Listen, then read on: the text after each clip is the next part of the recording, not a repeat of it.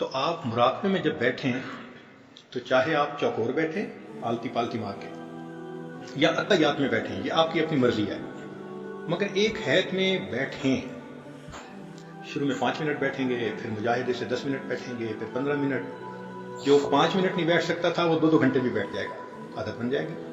تو یہ عادت بنانی پڑتی ہے، اس سے ڈرنا نہیں ہوتا۔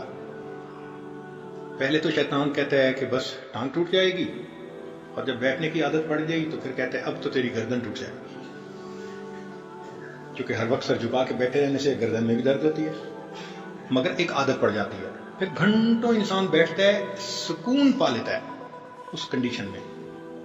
تو آپ یہ سمجھیں کہ جو قلب جاری ہونا ہے اس کی پہلی ریکوائرمنٹ کہ ہم مراقبے میں لمبا بیٹھنے کی عادت ڈالیں۔ تو ایک بات کہ ذکر قلبی حاصل کرنے کے لیے جو بندہ سنجیدہ ہے تو ایک تو اسے بیٹھنے کی ترتیب بنانی پڑے گی، چاہے تہجد کے بعد بنائیں، چاہے عشاء کے بعد بنائیں، چاہے دن میں بنائیں، اس میں کوئی پابندی نہیں ہے۔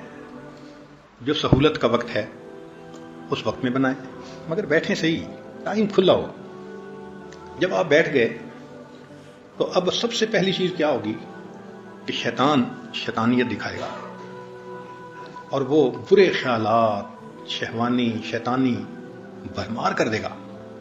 آپ پریشان ہو جائیں گے کہ یار مراقبے کے بغیر ہی اچھے تھے، کہ مراقبے کے بغیر تو ایسے خیال نہیں آتے تھے، ذرا مراقبے میں بیٹھے تو کیا کیا تماشے۔ یہ اصل میں شیطان کا حربہ ہے انسان کو مایوس کرنے کے لیے۔ تو کیا ہوتا ہے کہ نیا بندہ مراقبے میں سر جھکاتا ہے، 1 منٹ کے بعد سر اٹھا دیتا ہے، بس اس سے نہیں بیٹھا جاتا۔ اس کو بھی مجاہدہ کرنا پڑے گا، برداشت کرنا پڑے گا۔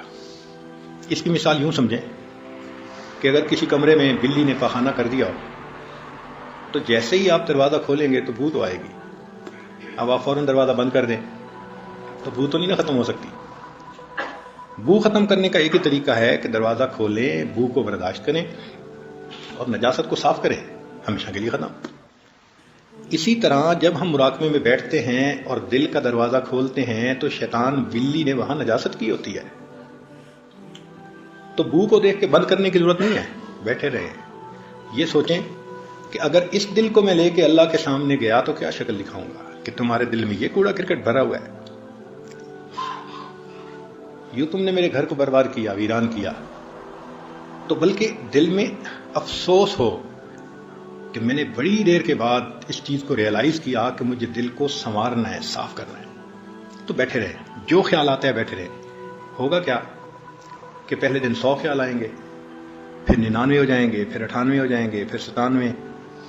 یہ خیالات گھٹتے جائیں گے اور جو حضوری اور توجہ والا ٹائم ہے وہ بڑھتا جائے گا، حتیٰ کہ ایک ایسا وقت آئے گا کہ جیسے ہی سر جھکائیں گے اللہ کی یاد میں آپ ڈوب جائیں گے، استغراق کی کیفیت حاصل ہو جائے گی۔ پھر گھنٹوں بیٹھیں گے، دل کے آئینے میں ہے تصویر یار، جب ذرا گردن جھکائی دیکھ لی۔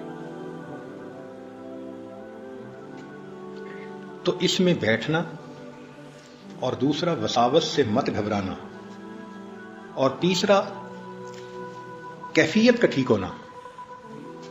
کیا کچھ لوگ مراقبے میں بیٹھ کے سانس سے کرنے لگ جاتے ہیں، یہ صحیح طریقہ نہیں ہے۔ جذبہ بھی محسوس ہوگا اور وارفتگی بھی محسوس ہوگی، مگر دل صاف نہیں ہوگا۔ دل تو صاف ہوگا جب اس طریقے سے کریں گے جو مشائخ کے اوپر اللہ نے کھولا ہے۔ یہ الہامی طریقہ ہے نا، تو رب کریم نے جو الہام فرمایا کہ اس طرح کرنے سے یہ دل صاف ہوتا ہے، وہ تو اسی طرح ہوگا۔ تو سانس سے کچھ نہیں کرنا ہوتا، جسم کو حرکت نہیں ایسے دینی ہوتی، زبان سے کچھ نہیں پڑھنا ہوتا، بلکہ مراقبے میں یہ فیل کرنا ہوتا ہے کہ میرا دل اللہ اللہ بول رہا ہے، میں سن رہا ہوں۔ جیسے کیسٹ بجتی ہے نا اور آپ توجہ کر کے بیٹھتے ہیں، ایسے دل کی کیسٹ اللہ اللہ بول رہی ہے اور میں سن رہا ہوں، یوں بیٹھنا پڑتا ہے۔ کہتے ہیں کہ شیخ عبدالقادر جیلانی رحمۃ اللہ علیہ جنگل میں بیٹھے مراقبہ کر رہے تھے، یکدم ایک روشنی ظاہر ہوئی اور آواز آئی، عبدالقادر اب ہم تم سے بہت خوش ہو گئے اور قلم تمہارے لیے اٹھا دیا گیا۔ یعنی اب تم جو مرضی کرو، اب ہم تم سے راضی. تو جیسے ہی یہ آواز آئی نا تو شیخ عبد القادر جیلانی رحمۃ اللہ علیہ نے فوراً پڑھا لا حول ولا قوت الا باللہ، کہ اللہ کا حکم تو ہے کہ وعبد ربک حتی یاتیک الیقین، کہ موت تک کرنا ہے. اور یہ تو پھر شیطان ہی ہو سکتا ہے نا جو کہہ رہا ہے کہ اب جب تم کرو قلم اٹھا دی گئی. تو انہوں نے کہا لا حول ولا قوت الا باللہ. تو شیطان تھا بھاگا، مگر جاتے ہوئے بیک فائر کر گیا. کیا کہنے لگا کہ عبد القادر میں نے اس ترکیب سے سینکڑوں اولیاء کو گرایا، تم اپنے علم کی وجہ سے بچ گئے. میں نے اس ترتیب سے سینکڑوں اولیاء کو برباد کیا لیکن تم اپنے علم کی وجہ سے بچ گئے. انہوں نے پھر کہا دوسری مرتبہ لا حول ولا قوت الا باللہ. او بدبخت، اپنے علم کی نئی وجہ سے نہیں بچا، اللہ کے فضل کی وجہ سے بچا. اب بتائیں کہ جب اس راستے میں یہ ایسے باریک حملے کرتا ہے تو کتنا انسان کو بیدار رہنے کی ضرورت ہے اور کتنا پھر شیخ کی سرپرستی کی ضرورت ہے. تو اس لیے پہلے تو یہ الٹے سیدھے خیالات کے ذریعے سے طبیعت اچاٹ کرنے کی کوشش کرے گا، اور اگر نہیں آئیں گے بعض تو پھر نورانی نقشے اور فلاں نقشے بنا کے پھر خود پسندی میں مبتلا کر دے گا. حضرت ہم تو جنت کے مناظر دیکھتے ہیں. بھائی مراقبے میں کوئی منظر نہیں دیکھنا، اگر کوئی دیکھے بھی صحیح تو آپ سمجھ لیں کہ یہ رکاوٹ ہے.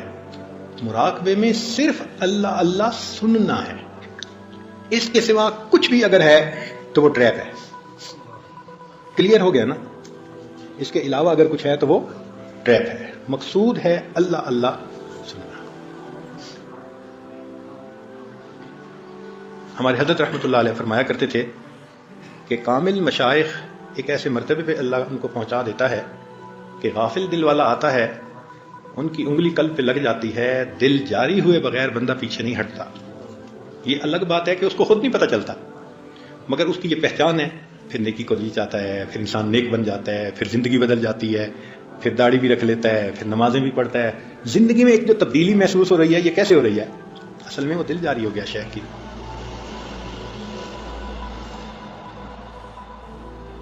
اس لطیفے کے اوپر ٹائم لگانا پڑتا ہے کیونکہ یہ پہلا سبق ہے، مگر یہ آسانی سے ہو جاتا ہے.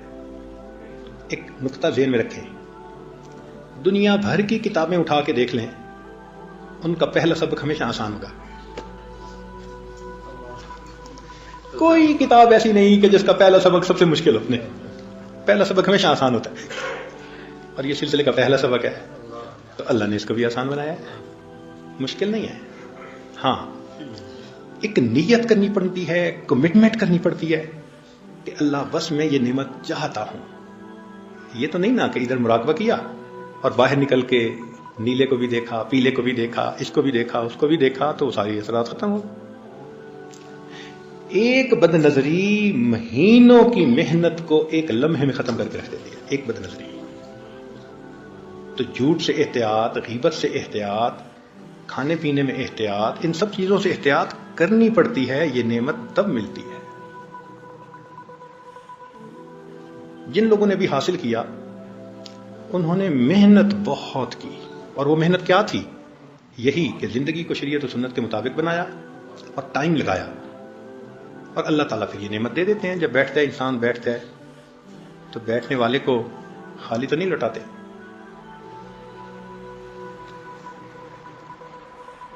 یہ جو قلب کا ذکر ہے، ایک دفعہ یہ مل جائے پھر آگے کے سبق آسان اور بھی ہو جاتے ہیں. کیوں؟ کہ قلب کے ذکر کی وجہ سے اس کا وجود ہر وقت نور کو اخذ کر رہا ہوتا ہے. بھائی جس گھر میں ایک بلب کے اندر روشنی آ جائے تو پھر باقی کمروں میں روشنی پہنچانا تو مشکل ہی نہ رہتا. پہلا کنیکشن لینا ذرا مشکل ہوتا ہے. تو جس نے پہلا کنیکشن لے لیا اور جس کا قلب جاری ہو گیا، پھر روح کا جاری ہونا، سر کا جاری ہونا، پھر سب آسان ہوتا ہے، مشکل نہیں ہوتا. پھر وہ گھر کی بات ہوتی ہے، یہاں سے کنیکشن یہاں جوڑ دو، یہاں سے کنیکشن یہاں جوڑ دو. باہر سے تو آ ہی گیا نا. اس کا ایسا ہی معاملہ ہے. تو یہ ذکر قلبی محنت سے مل جاتا ہے، لیکن مانگنا پڑتا ہے، دعائیں بہت مانگنی پڑتی ہیں، تمنا بنا کے۔ جس طرح بچہ لپٹ جاتا ہے ماں سے، مانگتا ہے، پیچھے نہیں ہٹتا، تھپڑ بھی کھاتا ہے، پھر ماں سے لپٹتا ہے، ایسے لپٹ کے مانگنا پڑتا ہے، تہجد میں، تنہائی میں، فلاں میں، پھر یہ نعمت نصیب ہوتی ہے۔